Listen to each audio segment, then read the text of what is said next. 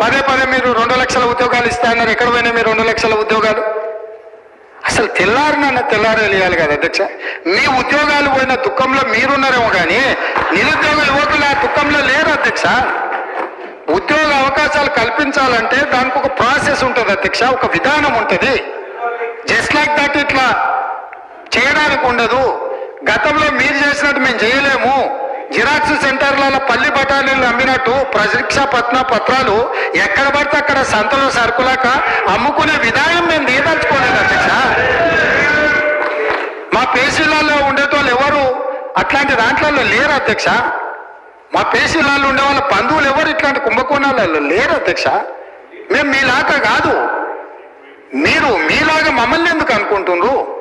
ఒక విధానం, ఆ విధానంలో మేము ప్రయత్నం చేస్తున్నాము. గతంలో మీరు నియమించిన వాళ్ళకి అర్హత లేదని హైకోర్టు చెప్పింది సభ్యులుగా. వాళ్ళని తొలగించమంటే రాజీనామా చేయమని అంటే వాళ్ళు విస్మించు కూర్చుంటే కొన్ని విధి విధానాల వల్ల వాళ్ళని తొలగించడానికి కొంత ఆలస్యమైంది. వాళ్ళ వెనకాల కూడా మరి మీరే ఉన్నారా అంటే నాకు తెలియదు, అది మీరు చెప్పాలి ఉన్నారో లేరో. ఏదేమైనా వాళ్ళని తొలగించడము, కొత్తగా నోటిఫికేషన్ ఇవ్వడం, కొత్తగా ఆహ్వానించడం, చైర్మన్గా అదేవిధంగా సభ్యులుగా నియమించడం, ఇదంతా కూడా ఒక ప్రాసెస్.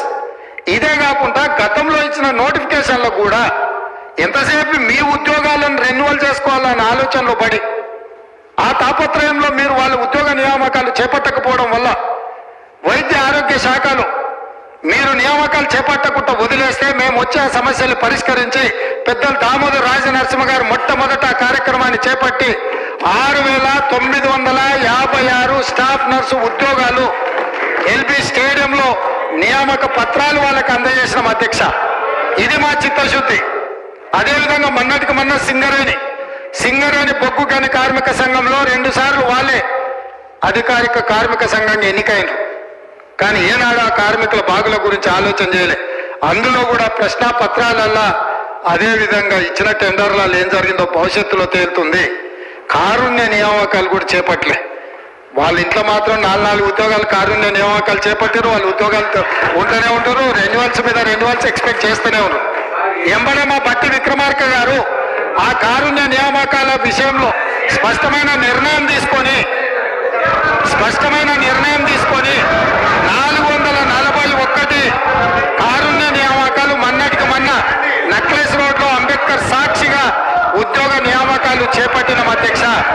అదేవిధంగా పోలీస్ డిపార్ట్మెంట్లో నియామకాలు చేపట్టాల్సిన చర్యలు వాళ్ళు చేపట్టకపోవడం వల్ల 15,000 పోలీసు ఉద్యోగ నియామకాలు వాళ్ళు ఇట్లనే అరిసి కూడబెట్టినా వీళ్ళు ఇట్లనే అరుచుకుంటూ కూర్చున్నా తొందరలోనే పోలీస్ శాఖలో 15,000 పోలీసు ఉద్యోగ నియామకాలు చేపట్టి మా చిత్తశుద్ధిని నిరూపించుకున్న బాధ్యత మా మంత్రివర్గం తీసుకున్నది.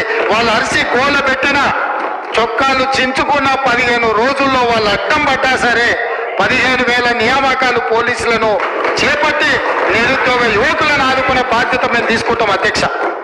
కాబట్టి ఇవాళ గ్రూప్ 1లో కూడా పరీక్షలు లోపభూయిష్టంగా నిర్వహించడం వల్ల high court single bench, high court divisional bench అన్ని కోర్టులు వీళ్ళు అవలంబించిన విధానాలను కోర్టు కొట్టేస్తే లక్షలాది మంది నిరుద్యోగ యువకులు పరీక్షలు రాసి మీ చేతగాని ధనం వల్ల వాళ్ళ జీవితాలతో చెలగాట మారుతుంటే కొత్త బోర్డు నేసి అదనంగా ఖాళీలను అన్నిటిని కూడా కలిపి ఈరోజు గ్రూప్ 1 పరీక్షలకు మా ప్రభుత్వం క్లియరెన్స్ ఇచ్చింది. తొందరలోనే నోటిఫికేషన్ ఇచ్చి వీళ్ళ వల్ల వయసు మీద పడ్డ వాళ్లకు 46 సంవత్సరాల వరకు ఉద్యోగ అప్లికేషన్ పెట్టుకోవడానికి అర్హత కల్పించి వయసు కూడా మినహాయింపునిచ్చి మా ప్రభుత్వం నిరుద్యోగ యువకుల్ని ఆదుకోవాలన్న ఆలోచనతోనే మేము ముందుకు వచ్చినాం అధ్యక్ష. అదేవిధంగా అధ్యక్ష, మా సోదరుడు అక్బరుద్దీన్ ఓవైసీ గారు మైనారిటీకి సంబంధించిన విషయాలలో కూడా చాలా ఇష్యూస్ వారు లేవనెత్తడం జరిగింది. ప్రతి